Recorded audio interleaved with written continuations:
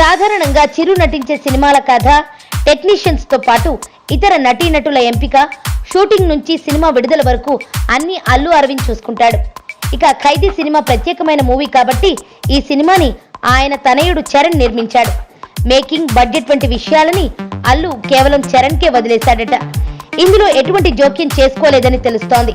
కానీ రిలీజ్ విషయంలో మాత్రం ఆయన కేవలం థియేటర్ల వరకు మాత్రమే చూసుకున్నాడని సమాచారం.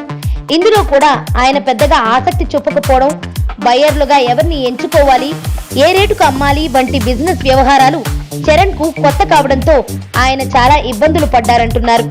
అటువంటి సమయంలో విషయం తెలుసుకున్న పవన్ కళ్యాణ్ ఈ సినిమా తన అన్నయ్యకి ప్రత్యేక సినిమా కావడం, చరణ్ నిర్మాతగా కొత్త కావడం, అల్లు పెద్దగా పట్టించుకోకపోవడంతో తన ఆప్తమిత్రుడైన శరత్ మరార్ ను ఆగమేఘాల మీద పంపి చరణ్ కు తోడ్పాటునందించాడని విశ్వసనీయ సమాచారం.